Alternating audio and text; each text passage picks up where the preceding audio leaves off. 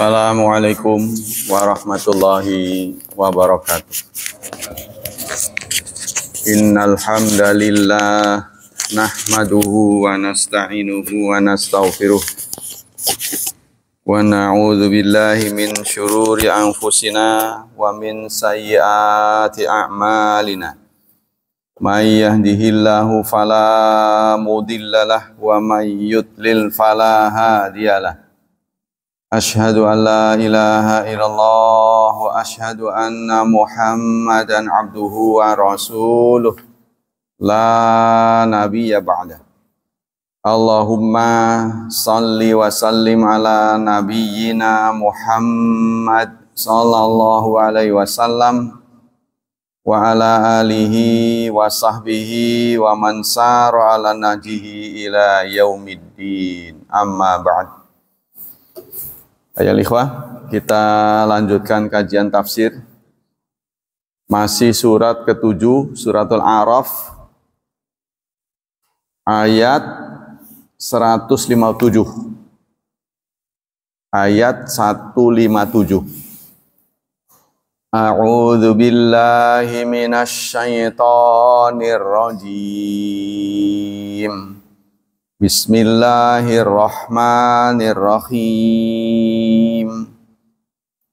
Alladzina yattabi'una ar-rasulan nabiyyal ummiyal ladzi yajidunahu maktuban indahum fit Taurati wal Injil ya'muruhum bil ma'rufi wa yanhahum 'anil munkari wa yuhillu lahumut thayyibati wa yuharrimu 'alaihimul khaba'ith wa yad'u 'anhum israhum wal aghlal allati kanat 'alaihim walladzina amanu bihi wa 'azzaruhu wa nasaruhu wattaba'un nural ladzi unzila ma'ahu ulaika humul muflihun. Alladzina yattabi'una rasul, yang mengikuti, alladzina orang-orang yang yattabi'una ittiba', mengikuti, ar-rasula, rasul ini bentuk mufrad, tunggal ya. Rasul, rasul dalam tanda kutip. An-nabiyya, sang nabi, al-ummiya, yang ummi. Alladzi, yang yajidunahu, mereka menemukannya. Nah, mereka di sini kan nggak disebut nih. Ya, nanti akan disebut dalam tafsir. Yang mereka menemukannya maktuban, ditulis indahum, di sisi mereka, fit Taurati, dalam Taurat, wal Injili, dan Injil. Berarti nabi ini bukan yang ada di Taurat, bukan yang ada di Injil. Ya. Ya'muruhum bil ma'rufi, yang menyuruh mereka dengan ma'ruf, wa yanhahum, dan melarang mereka anil mungkari, dari mungkar. Wa yuhillu lahumut thayyibat, dan menghalalkan untuk mereka at-thayyibat. Menghalalkan yang thayyibat, ini ya. Padahal kita sudah disampaikan makanan dan minuman itu kode etiknya 2, halal, thayyib. Ya, tapi di sini kumpul jadi satu, menghalalkan untuk mereka yang thayyibat. Halal, detektornya adalah wahyu. Ya kan? Halal itu detektornya wahyu. Mana yang halal, mana yang haram, itu nggak bisa berdasarkan selera. Itu wahyu. Thayyib, detektornya adalah ilmu. Ilmu, bukan selera, ya, bukan yang enak di lidah.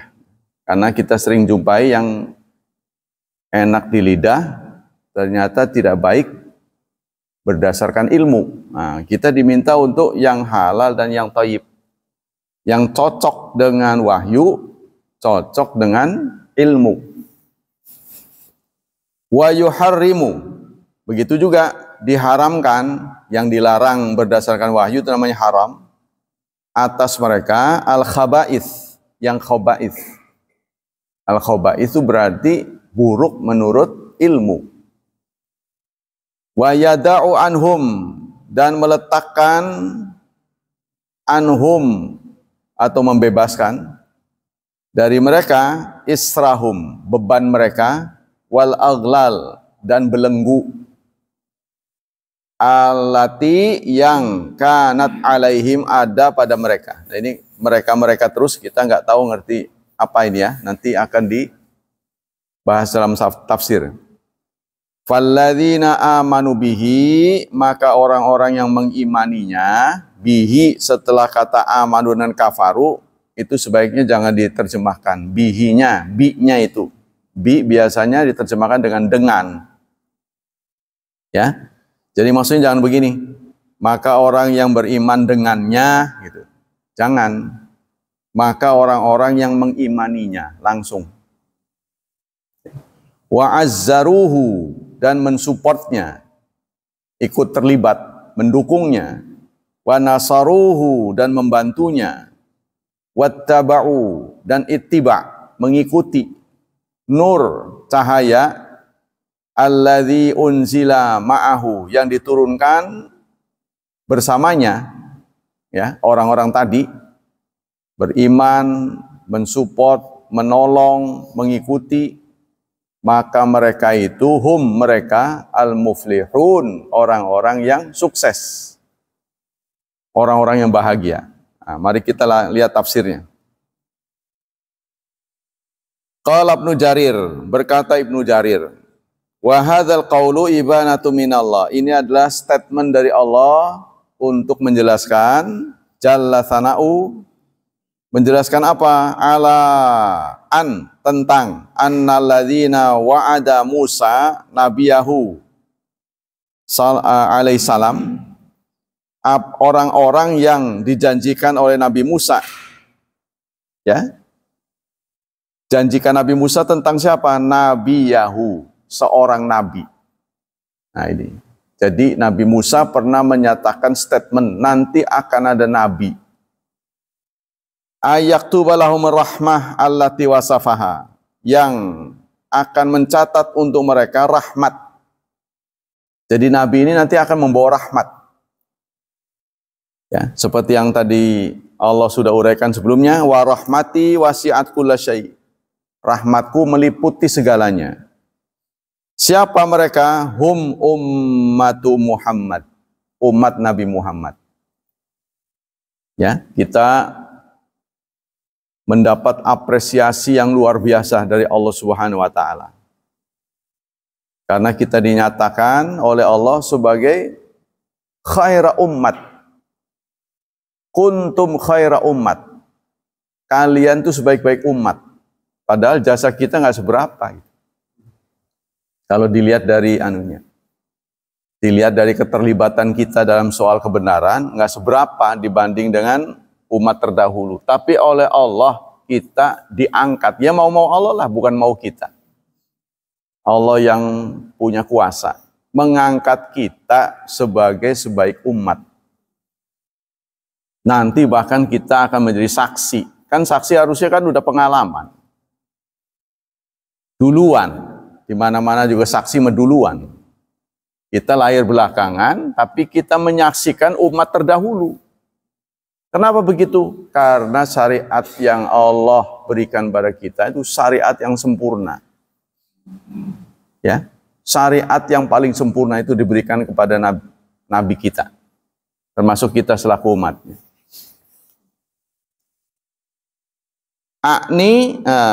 Hum li'annahu la ya'limallah rasulah wusifa bihadhi sifat. Karena Allah tidak pernah memberitakan seorang rasul yang diberi sifat ini. Jadi di sini kan nggak disebut Nabi Muhammad.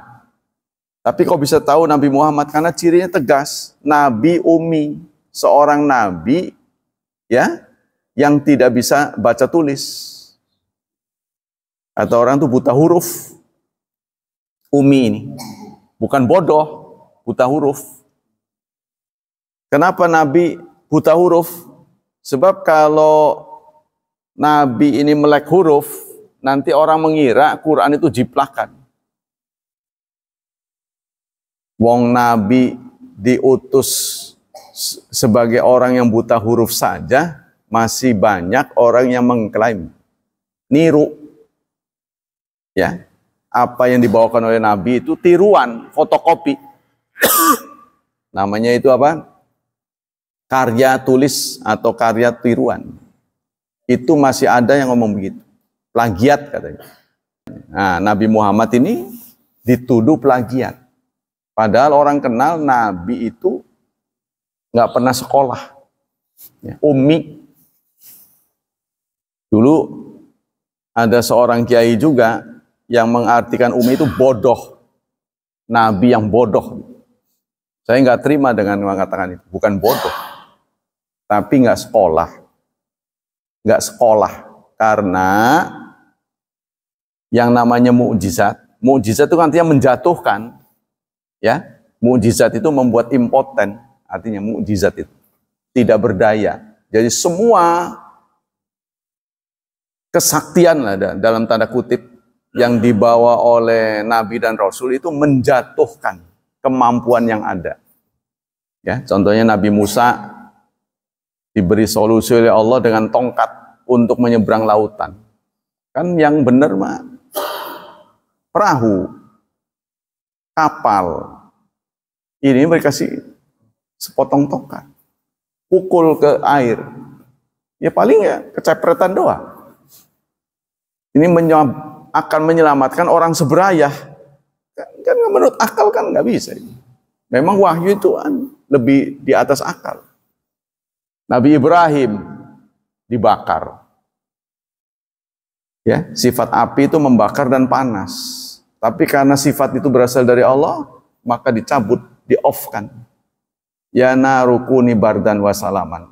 Wahai api, jadilah engkau dingin dan jangan membakar. Kemudian Nabi Ibrahim wa adzin finnas, umumkanlah kepada manusia bahwa haji itu wajib. Saat mendapat perintah untuk mengumumkan, nggak ada orang. Apa enggak itu orang nggak pasti? Saudara-saudara, manusia berangkat haji ya, nggak ada orang. Jangan sekarang, jangan berharap sekarang, nanti. Sehingga ada seorang mufasir mengatakan, jangan pernah kecewa kalau yang datang di kajian itu justru orang yang menentangmu. Karena yang datang di pengajian Nabi Muhammad juga sama, nggak semuanya beriman. Tapi ingat, bisa jadi benih yang ada di sulbinya, yang tertanam mendengar kajian. Bapaknya kafir, nanti anaknya muslim. Karena dia juga ikut ngaji yang di dalam, yang bakal jadi anak. Ya, dia juga ikut mendengar. Benda-benda yang kita anggap mati, mendengar. Dia akan menularkan terus. Nah, kita kembali ke sini. Jadi jelas karakter yang disebut oleh ayat ini adalah untuk Nabi Muhammad. Nah, kita perlu bangga ini ya, dipuji oleh Allah. Kelak kita akan muflihun, akan beruntung. Ya sekarang juga udah beruntung, cuma nggak gede-gedean. Ntar, sebab rahmat yang Allah bagi cuma 1. Berarti untungnya cuma 1/100. Baru 1% kita untung di dunia ini. Nanti di akhirat untungnya 99%. Orang kafir getun tuh, gigit jari. Ya, sebab mereka tidak dapat apa-apa. Wa amma qauluhu alladzina yajidunahu maktuban indahum fit Taurat wal Injil fa innal ha'a fi qauli yajidunahu a'idun ala Rasul wa Muhammad. Jadi jelas lafaz ya atau kata-kata yajidunahu yang mereka menemuinya yang ada di yajidunahu ya itu kembali kepada Nabi Muhammad. Jelas nggak kemana-mana. Ini karena bisa ditafsirkan macam-macam. Ya, seperti orang tertentu saking nggak mau dianggap sesat, dia mengatakan yang diangkat ke langit itu Nabi Isa, yang lahir ya di bawah pohon korma itu Nabi Isa. Kalau yang lahir di kandang wedus, kandang kambing, itu Yesus katanya. Jadi mereka berusaha menghindar. Yesus dan Isa itu beda. Makanya mereka menuntut kalender aja dirubah. Kenaikan Isa Al-Masih menjadi Yesus Kristus. Ya kan? Nah, itu diganti. Wa qala fi qouli ta'ala ya'muruhum bil ma'ruf. Dia menyuruh yang ma'ruf, wa yanhahum 'anil munkar, dan melarang yang mungkar. Inilah ciri khas Nabi Muhammad. Yuhillu lahumut thayyibat, menghalalkan yang thayyibat, yang baik-baik, ya. Kalau diterjemahkan di kitab terjemah itu yang baik-baik. Yang baik itu bukan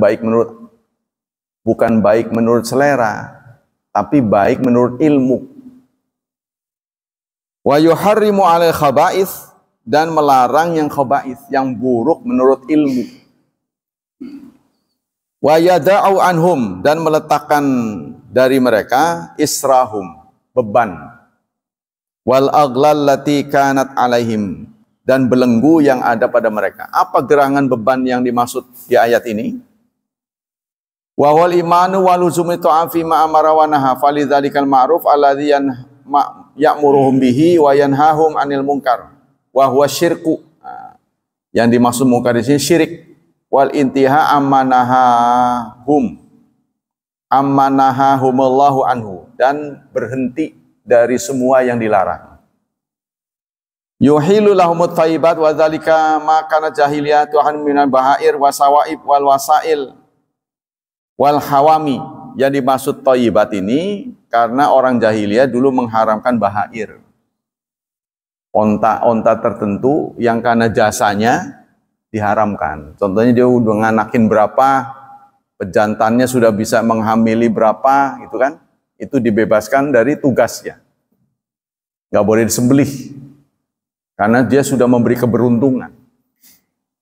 Nah, ini semua, ya, semua ini dihapus, dikritisi, ya, oleh Al-Quran. Semua ini nggak benar. Ini hanyalah kreasi dari orang-orang jahiliyah. Wa yada'u anhum israhum wal aghlal lati kanat alaihim fa inna ahla ta'wil ikhtalafu fi ta'wili. Nah, apa yang diletakkan dari umat Islam, beban serta belenggu, ikhtalafu. Nah, terjadi ikhtilaf, ya. Kalau kita sudah ada kode ikhtilaf, berarti lebih dari satu. Nggak apa-apa. Ini bentuk kekayaan, ya. Menguntungkan kita kalau ada ikhtilaf. Jadi kita nggak sesek. Bisa begini, bisa begitu. Faqala ba'duhum yakni bil israr al-ahdu wal mitsaq. Sebagian ulama mengatakan yang disebut israr di sini, isra, beban, adalah perjanjian. Perjanjian yang pernah diberikan kepada Bani Israel, yang ada di kitab perjanjian.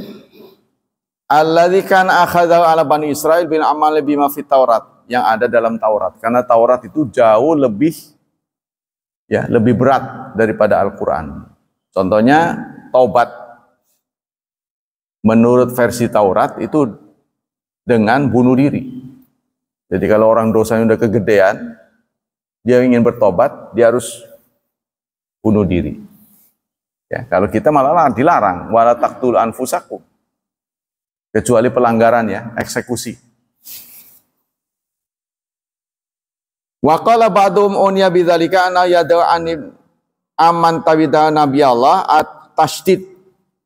Kata sebagian ulama, yang dimaksud dengan isra, beban, ya, adalah bahwa Allah sudah meletakkan terhadap orang-orang yang mengikuti Nabi Muhammad at-tasydid, sikap berlebih-lebihan. Ya, kita ini pas, nggak terlalu ringan, nggak terlalu berat.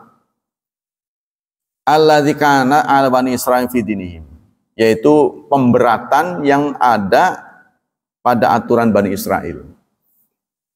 Qala Ibnu Atiyah murajjihan wa qad jama'at hadhil ayat makna yain fa inna Bani Israil qad kana ukhidha 'alaihim ahdun bi ayyaqumu bi amali thiqal.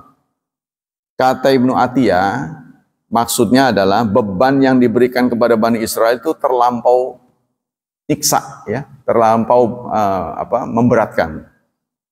Fawudi alaihim bi Muhammadin sallallahu alaihi wasallam, maka di zaman Nabi Muhammad diringankan. Contohnya membersihkan najis. Di zaman menurut versi Taurat itu nggak bisa dicuci. Pakaian yang terkena najis harus dibuang. Yang kenanya itu, contohnya kena tembelek. Kalau kita kan bisa dicuci kan. Yang penting itu 3 karakternya hilang. Warnanya, baunya, rasanya. Dan itu pun ngira-ngira, nggak usah jajal-jajal. Kalau Taurat mah ada tembelek, potong, nggak bisa dicuci, harus dibuang. Yang kena aja gitu. Ya, kita ini sudah diringankan oleh Allah Subhanahu Wa Taala. Wa qala ba'du mina, kata Ibnu Atiyah ya, fawadu alaihim bi Muhammadin zalika ahda wa thiqalatil kal amal. Jadi pemberatan atau beban yang pernah dipikul oleh Bani Israel untuk menjalankan Taurat itu semua dicabut ketentuannya. Wal aghlal lati kanat alaihim, dan beban belenggu yang ada pada mereka. Ibaratun musta'ara aidan litilkal athqal. Apa saja bentuknya? Kakotil jildi min athari baul. Tuh. Seperti memotong, ya, memotong karena bekas air kencing. Yang terkena kencing, kain yang terkena kencing nggak bisa dicuci, harus dibuang. Nah, itu menurut versi Taurat itu. Nah, itu dicabut buat umat Nabi Muhammad. Wa ala diyata, dan tidak ada diat. Pembunuhan, ya, itu kan diselesaikan dengan 3 cara. A, membunuh B. Ya, hukuman apa yang diterapkan kepada A, maka ditanyakan kepada keluarga B. A membunuh B. A digimanain nih? Tanya kepada keluarga B, karena yang bersangkutan sudah mati. Jadi keluarganya tanya, mau diapain? Pilihan pertama adalah qisas. Dibalas, bunuh ikut dibunuh. Tapi dalam ajaran Islam, kalau ahli warisnya 10, 1 nggak setuju, maka qisas tidak berlaku. Jatuh ke pilihan kedua, diat, ganti rugi. Nah, diat ini nggak bisa nego, seenaknya nggak bisa, sudah ada ketentuannya. Kalau membunuh sekian, dibebankan kepada keluarga. Nah, dalam Taurat tidak ada diat, ya, harus dibunuh. Itulah sebabnya terjadi peristiwa Baqarah, peristiwa sapi. Surat kedua namanya Al-Baqarah. Kenapa disebut dengan Al-Baqarah? Kan sapi betina tuh, karena ada peristiwa sapi betina. Ini juga mukjizat. Peristiwanya adalah pembunuhan. Kok kenapa dikaitkan dengan sapi? Mereka bertanya, siapa pembunuhnya? Kepada Nabi Musa. Jadi ada ada keponakan apa gitu ya, membunuh pamannya. Si keponakan ini membunuh pamannya. Karena si paman nggak ada keturunan, jadi waris itu akan jatuh ke dia. Dibunuh. Padahal nggak dibunuh juga dia dapat. Tapi dia ingin segera, maka dibunuh. Setelah dibunuh, dia melapor kepada Nabi Musa ada pembunuhan. Ya, membuat alibi, bukan dia pelakunya. Pengen tahu nih. Nah, Maka oleh Nabi Musa, bukannya beliau membentuk panitia untuk meneliti, tapi malah suruh menyembelih sapi. Nah, ini kan nggak masuk ya kan? Wah, ada pembunuh kan solusinya nyembelih sapi, gimana itu? Nggak taunya mereka bertanya terus saking nggak pahamnya, yang warna apa sapi, gede apa kecil, warnanya apa, terus dipersulit oleh Allah sampai akhirnya wa makadu yaf'alun, hampir saja tidak dilakukan. Begitu ketemu, ternyata bagian dari tubuh sapi itu dipukulkan ke mayat yang dibunuh tuh, yang terbunuh. Si mayat itu bangun memberitahu si pembunuh. Gitu. Ini kan kejadian yang di luar kemampuan akal. Maka mereka itu ngeyel makanya. Ya, yubayyinana ma launuha, warnanya apa, warna sapi yang mau disembelih. Terus ngeyel terus. Karena mereka nggak paham kok minta keterangan siapa pembunuhnya, suruh nyembelih sapi. Ini kan nggak cocok gitu. Itulah ujian kepada Nabi Musa dan kaumnya. Nah, kita kembali sini.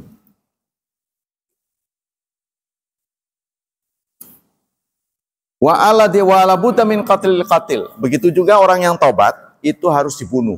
Kalau kita sekarang kan tobat dosa kepada Allah, ya, itu syaratnya 3.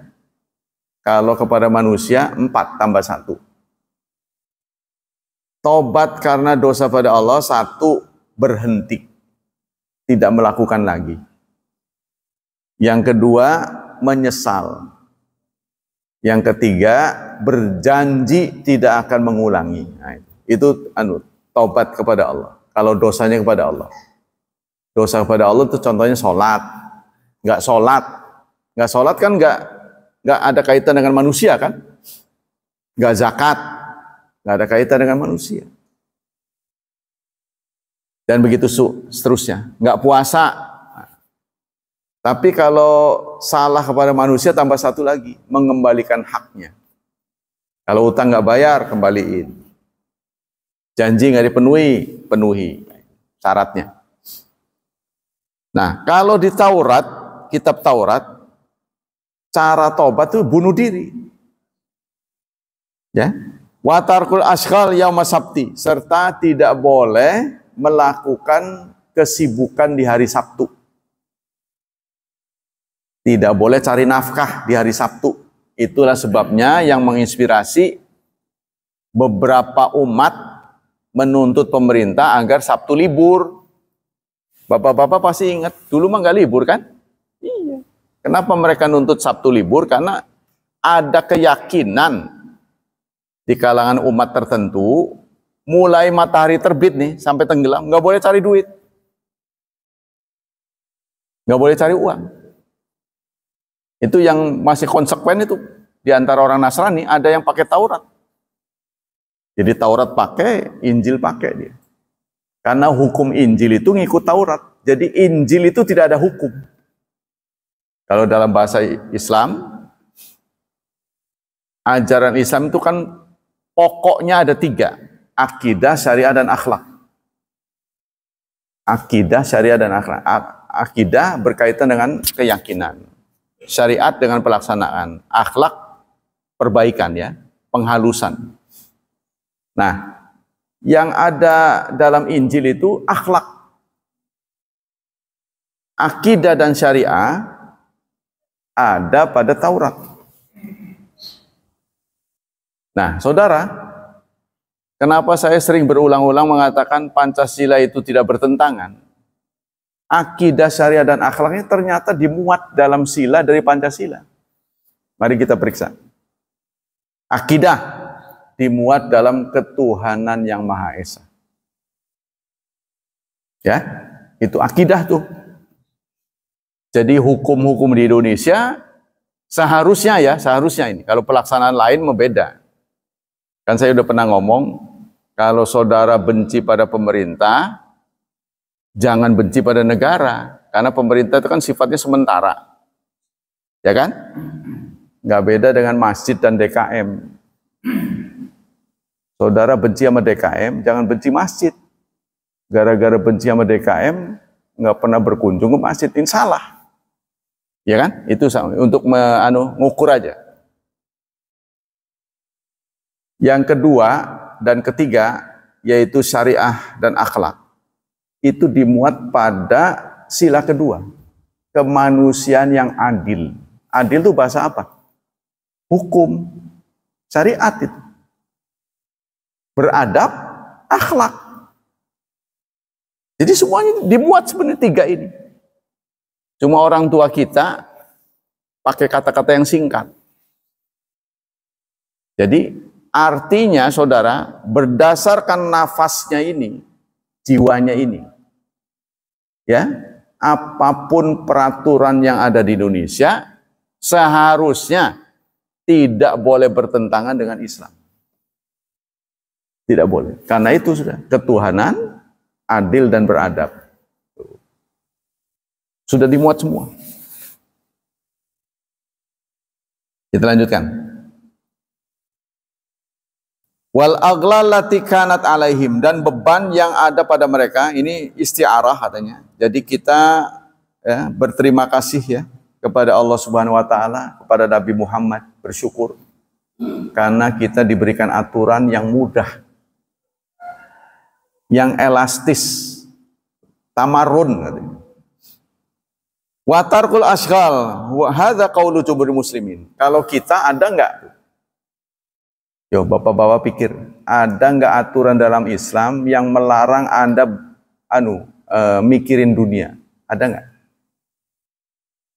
Ya ada, tapi sebentar. Contohnya Jumat. Ya kan?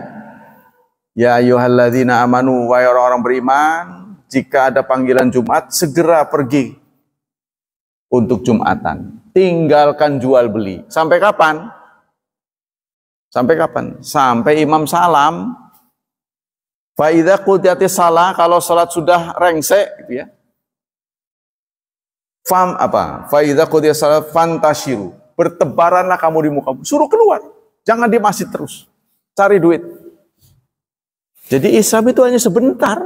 Jumatan memang ini adalah ikonnya umat Islam. Hari besar umat Islam. Tapi di hari Jumat itu nggak dari matahari terbit sampai tenggelam, nggak boleh. Cuma sebentar saja. Ya, kalau udah selesai, silakan bertebaran di muka bumi. Wabtaghu min fadlillah, carilah anugerah Allah. Nah, kalau orang Yahudi dari matahari terbit sampai matahari tenggelam, hari Sabtu tuh. Makanya mereka yang profesi nelayan ngakalin. Ngakalin tuh ceritanya yang dianggap melanggar tuh. Sebelum maghrib, ya, Jumat sore kan mereka Sabtu, yang nggak boleh kan? Jumat sore sebelum maghrib, mereka pasang wuwu. Hari Sabtunya nggak kerja, nggak nelayan, nggak nangkep. Nanti hari Minggu diambil, itu melanggar dianggap. Tuh. Bagi kita mau ya harusnya nggak bersalah begitu kan? Wong hari Sabtunya nggak ngapa-ngapain. Tapi oleh Allah dianggap dia terekah, kata orang bahasa sini. Ini helah, muter-muterin hukum. Sama dengan kemarin tuh kejadiannya transaksi. Ya, Pak Mul butuh duit. Kemarin ini kan Utsaimin butuh duit. Saya jualan motor. Datanglah ke saya. Pak, beli motor, gitu kan? Katakanlah 20 juta. Sebenarnya Pak Mul bukan butuh motor, butuh duit. Tapi bahasanya motor. Belilah dia motor. Nih, Pak Mul, 20 juta. Baru sebentar dia melintas hanya untuk ini doang, formalitas doang, balik lagi. Pak, tapi utang tuh, utang setengah tahun lah singkatnya, 6 bulan. Nih, 20 juta. Datanglah Pak Mul. Maaf Pak, motornya tak jual lagi aja. Gitu kan. Tapi kan tadi utang kan. 6 bulan. Tetap nggak dibubarin utangnya. Oh, kalau jual lagi mah nggak 20 juta Pak Mul. 18. Oh ya nggak apa-apa lah. Nah, kasih duit 18. Ini trekah namanya. Ya kan? Kemarin saya ceritain. Muter-muter sebenarnya dia niatnya cari duit. Butuh duit, tapi pakai barang. Pura-puranya gitu. Jadi seakan-akan kalau menurut hukum sah, Pak. Menurut manusia gitu ya. Nah, kecuali kalau Pak Mul dapat motor dari saya, tadi pinjaman, dijual ke orang lain. Nggak ada mufakatan. Katakanlah jual Pak Syafi'i. Pak Syafi'i ini, saya baru nih motor, tak jual lah 18. Dapat uang kontan dari sana. Nah itu nggak apa-apa. Tapi nggak janjian. Nah kita kembali sini. Wa qala Ibnu Zaid innamal murad huna qaulallah fil yahudi ghulat aidihim faman amana bi Muhammad salat anhu da'wa wa tagliluha. Artinya beban yang diberikan kepada Bani Israel itu akan lepas. Artinya akan diturunkan oleh Allah kalau beriman pada Nabi Muhammad. Kan mereka ini nggak boleh, itu nggak boleh. Tapi setelah beriman pada Nabi Muhammad, yang tadinya nggak boleh jadi boleh. Contohnya mereka nggak boleh makan gaji. Bukan gaji uang ya, bukan. Gaji. Gaji yang ada di tubuh hewan. Gaji ya. Lemak. Itu diharamkan oleh Allah kepada Bani Israel. Tapi kita kan tidak haram. Nah, jadi kalau mereka beriman, otomatis ya, semua beban itu akan berubah, gitu kan? Jadi mereka ini penampilan yang sadis, sehingga Anda lihat Bani Israel kenapa kejam itu karena Tauratnya itu. Jadi Taurat ini pembawaannya keras, Injil pembawaannya akhlak, lemah. Ya, karena itu semua boleh dijalankan. Yang penting percaya Yesus anak Tuhan. Nah, begitu kata mereka. Sehingga ada penebusan dosa. Ya, kalau kita berdosa datang pada pendeta. Waduh pendeta, Pak Pendeta saya sudah berdosa. Ya udah, jangan diulang. Bayar sekian, bayar. Dari bilik, jadi ada pengakuan dosa. Jadi Pak Syafi'i kan belum pernah Kristen, jadi nggak bisa merasakan. Jadi di hari tertentu, seminggu sekali, itu ada jadwal pengakuan dosa. Ada biliknya. Soalnya orang umat masuk ke bilik. Hanya pendeta saja berdua. Waduh, minggu ini saya banyak perbuatan yang tidak baik, pendeta. Oh ya nggak apa-apa, yang penting tebusannya aja. Jadi nebus ya. Jadi karena itu istilahnya kayak pelanggaran lah, ya kan? Ada lampu merah, terabas. Ya nggak apa-apa, berulang-ulang. Yang penting ya kan? Setiap itu bayar, gitu kan? Ketok palu lagi, ngelanggar lagi, gitu seakan-akan. Ya? Iya, nggak bisa akhirnya. Ini sebenarnya arahnya kapitalis. Ya sama dengan kita lah, mau ke Serang. Yang nggak punya duit kan lewat jalan biasa. Ya, yang punya duit lancar jalan-jalan tol. Kan begitu kan? Kan begitu kan? Foto juga begitu. Kalau yang cepet jadi berapa? Dulu ya, kalau dulu sekarang udah nggak laku. Ada foto kilat gitu kan? Foto tidak kilat dulu. Nah begitu. Pelayanan juga begitu.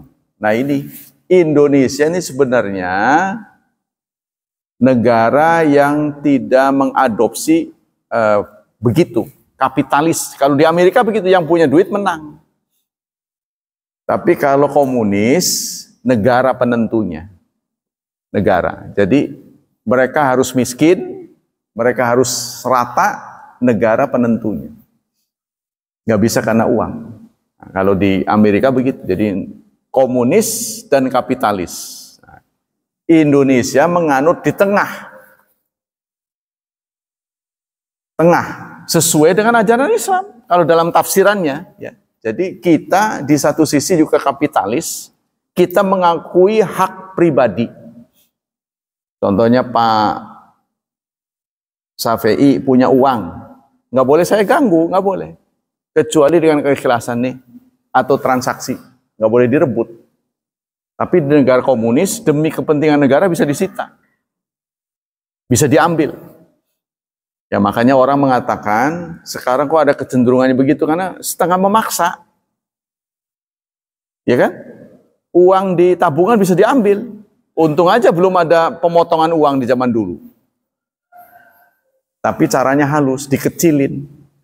Dikecilin. Dulu 1.000 diganti dengan 2.000. Kalau dulu kan dipotong, uangnya dipotong, fisiknya dipotong. Kalau sekarang enggak. Tadinya uang 1.000, bayar parkir, bayar apa? Enggak dipotong, tapi 1.000 ditarik, dimunculkan 2.000. Jadi udah nggak laku lagi nih. Nanti begitu keluar, dia harus double 2 lembar untuk bayar parkir. Begitu caranya. Jadi nilainya yang berkurang. Nggak terasa ya. Makanya orang mengatakan begitu keluar lembaran dengan nominal baru yang lebih tinggi, justru itu berarti turun rupiah. Contohnya nanti kalau keluar lagi lembaran 200.000, berarti yang 100 ambles. Menjadi 200. Kan ini akan dikurangi nanti ribuan tiga digit di belakang ya. Tapi orang-orang rakyat ini kan belum mau kan. Dianggapnya itu nanti terlalu ekstrim. Kita lanjutkan. Falladzina amanu, maka orang-orang yang mengimaninya, wa azzaruhu, dan mendukungnya, wa nasaruhu, dan membantunya, wattaba'u, dan mengikuti. Mengikuti apa? An-nur alladzi unzila ma'ahu. Nur yang diturunkan bersamanya. Nur itu artinya syariat. Nur ya. Dibahasakan dengan cahaya. Nur itu syariat. Syariat yang dibawa oleh Nabi Muhammad, ulaika humul muflihun. Mereka-mereka itulah kelak akan bahagia. Falladzina saddaqu bi nabiyil ummiyya wa aqara bi nubuwatihi wa azzaruhu yaqulu wa qarrarahu. Orang da azzaru itu qarrahu, mengikrarkannya, membesarkannya katanya itu. Wa hamauhu minan nas, dan menjaganya, mensupport sikatnya. Wa nasaruhu, dan membantu. Wa a'anahu ala a'da'illah wa a'dahi bihubbiha bijihadihim wa naswil harbilahum, yang menolong dengan jihad, wattabun nar, dan mengikuti cahaya, yakni Quran. Cahaya itu Quran. Ulaika humul muflihun. Mereka itulah alladzina yaf'alu hadzal af'al alladzi wasabiya jalla sanauhu atba'u Muhammad humul munjihun. Orang yang mengikuti jejak Nabi Muhammad, mereka itulah yang selamat. Ya, mudrikuna ma talabu. Mereka akan mendapat apa yang mereka tuntut. Jadi banyak ulama mengatakan bahwa syarat amal disebut saleh, karena Allah sering mengatakan amal soleh bukan sembarang amal. Ya, kalau amal itu bisa jahat, bisa nggak jahat. Tapi yang memenuhi syarat diterima itu amal saleh. Nah, amal soleh ini syaratnya 2. 1, dijalankan dengan ikhlas. Ikhlas menurut tafsiran Ibnu Taimiyah, ya, ikhlas adalah perbuatan yang tidak ingin dilihat orang kecuali oleh Allah. Syaratnya 2 menurut Ibnu Taimiyah. Yang kedua, amal yang tidak ingin dinilai oleh orang kecuali oleh Allah. Tidak ingin dilihat dan tidak ingin diberi ganjaran kecuali oleh Allah. Itulah yang disebut ikhlas. Syarat yang kedua, amal menjadi saleh adalah ittiba, mengikuti. Nabi Muhammad kan sudah permanen ada di Masjid Nabawi sana, terbaring. Bagaimana mau diikuti? Kalau pengertian ikut itu jalan. Beliau kan sudah tidak bergerak lagi. Yang ada adalah warisannya. Tuh, yang ada dalam hadis-hadis. Nah kita ngaji hadis ya ampun-ampunan, banyaknya bukan main. Ya, ditetapkan oleh salafus salih kutubus sittah, kitab yang 6. Bukhari, Muslim, Abu Dawud, Turmudi, Ibnu Majah, Nasai. Itu aja nggak pol-pol itu. Padahal udah digejot abis nih saben hari ini. Ya kan? Sudah gaspol ya. Saben hari. Belum lagi itu maghrib. Kalau bisa maghrib saben hari. Tapi siapa yang mau ngisi pas apa yang mau gantian? Saben hari ngedalang terus. Nggak pol-pol ini. Karena itu materinya terlalu banyak. Ya. Terbayang oleh kita ya, cahaya yang dibawa oleh Nabi ini. Oh, kalau betul-betul kita terima semua, terang benderang. Wallahu a'lam bishawab. Insya Allah kita akan selamat ya, kalau betul-betul kita menjalankan. Masih tentang niaga, tentang transaksi. Azyada fi thaman muqabil ajal. Ada pertanyaan, beda harga, jualan beda harga, boleh nggak? Ada yang bertanya, istaratu sayyarah, saya beli mobil. Bi isrina alfan naqdan, harganya 20.000. Nah, 20.000 ini rial ya, bukan rupiah. Wadayyantuha bi salasi alfan lisanah.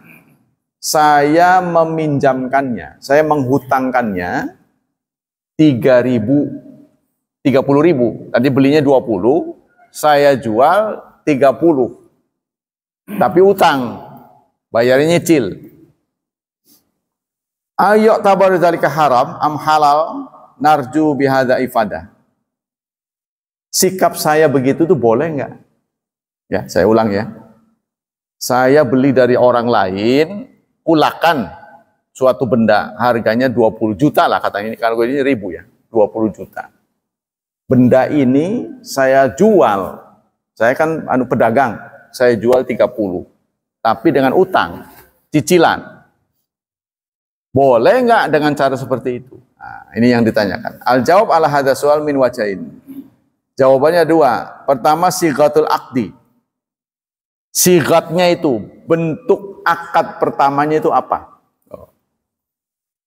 Alladzi ishtara sayyara bi isrina alfan tsumma ba'a bi thalathin. Yang tadinya beli 20 dijual 30. Hal kana saya indahu qabla ayatul mustadin qad ishtaraha wa abqa inda fihi yazatihi. Apakah benda itu sudah dimiliki dia walaupun tidak ada request? Ya, contohnya nih, Pak Syafi'i butuh air minum. Sebelum Pak Syafi'i pesan ke saya udah jualan. Saya memang jual minuman. Atau saya adakan setelah ada permintaan. Nah, kalau menurut Syekh Utsaimin, kalau diadakan karena permintaan nggak boleh katanya. Paham belum? Seperti yang terjadi pada bank syariat. Saya kan pernah juga ngutang ke Baitul Muawanah. Kata saya kepada dia, saya butuh motor nih. Ya udah sana pilih aja ke dealer. Tentukan mana yang mau dipilih. Nanti kami yang menyelesaikan. Nah, itu kalau menurut Syekh Utsaimin tidak boleh. Karena bank itu tadinya bukan jualan. Jadi dia berjual transaksi dengan karena pesanan. Lain hal kalau kita ke dealer. Tanpa kehadiran kita pun dia udah jualan gitu. Ya, kalau menurut di sini nih, menurut Syekh Utsaimin ya. Yang menurut saya susah nih dijalaninya. Ya kan? Anda kenalkan jual beli online kan? Jual beli online kan? Kenal kan?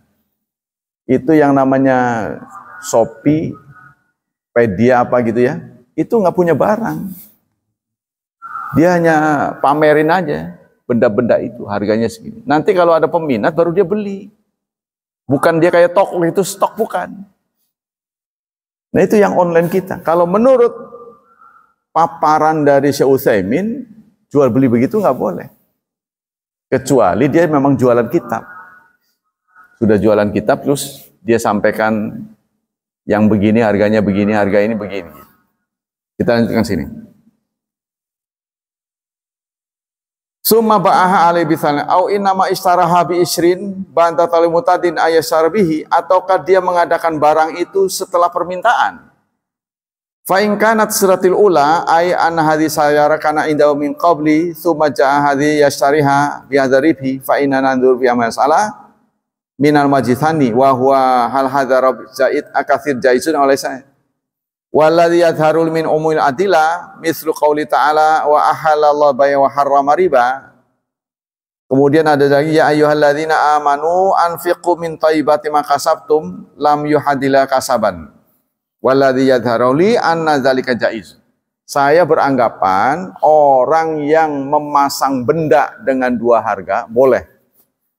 Asal dia jual beli. Jadi contohnya begini. Saya memang sebelum kedatangan Pak Syafi'i sekalipun, saya sudah jualan air minum. Sudah jualan. Datanglah Pak Syafi'i. Ingin beli air minum dalam jumlah besar. 2 truk. Tapi bayar ntar 3 bulan lagi. Nah, saya tentukan 2 harga. Kalau Pak Syafi'i bayar kontan segini, kalau 3 bulan segini. Hukumnya itu boleh. Hukum begitu tuh boleh.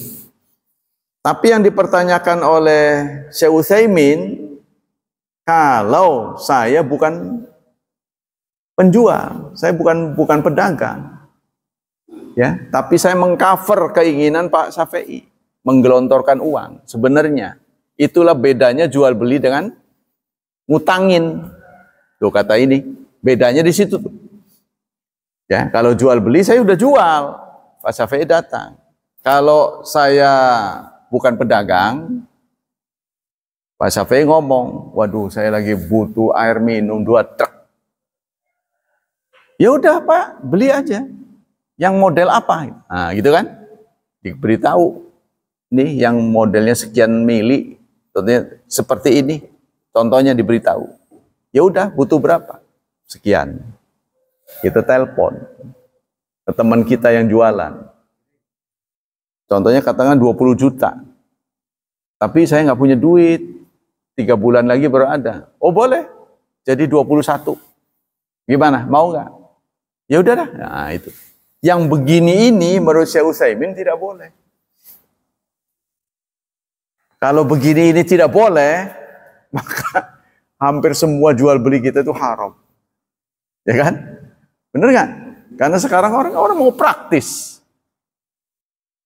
Bagaimana bapak-bapak lihat tuh, toko-toko itu pada bangkrut karena dia stok barang nggak laku-laku. Ya kan? Beda dengan online, begitu ada pesanan, dia ngadain. Jadi nggak terlalu lama stoknya itu. Kan stok itu kan makan anu juga. Ya, bisa lama-lama bendanya rusak kan?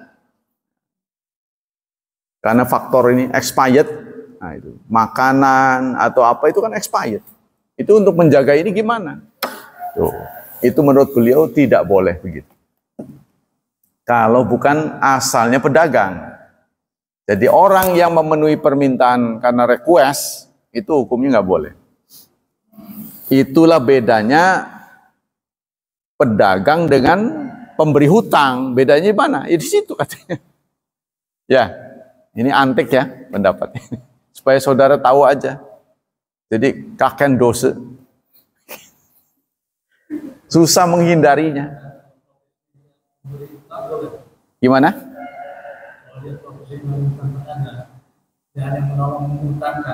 Ya, nggak memetik keuntungan. Itu bedanya pedagang dan pemberi hutang. Kalau pedagang boleh ngambil keuntungan berapapun. Tapi kalau pemberi hutang nggak boleh. Saya ngutangi, ya udah Pak, beli aja sana nih uangnya. Tapi saya bisa bayar 3 bulan, nggak apa-apa. Bayar dengan jumlah yang sama. Boleh. Yaitu namanya pemberi hutang. Ganjarannya besar menurut ajaran Islam. Sebab setiap hari ya dia setara dengan sedekah jumlah hutang yang dia gelontorkan. Tapi nggak boleh memetik keuntungan. Lain hal kalau setelah ditutup utangnya itu. Lalu yang ngutang tuh memberi ihsan namanya. Ihsan. Ya, memberi tambahan. Ini Pak, saya sedekah.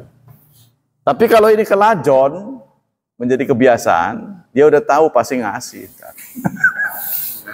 Sama aja itu. Wallahu a'lam bishawab. Demikianlah kajian pagi ini. Semoga menambah wawasan kita. Semoga Allah melimpahkan pahala yang berlipat ganda. Semoga Allah tetap melindungi dan menyelamatkan kita dari wabah dan fitnah, dari syubhat dan syahwat. Serta semoga Allah memudahkan hidup anak-anak kita, memberkahi mereka dan mentakdirkan mereka menjadi hamba Allah yang salih dan salihat. Subhanakallah wa bihamdik asyhadu an la ilaha illa anta astaghfiruka wa atubu ilaik. Wassalamualaikum warahmatullahi wabarakatuh.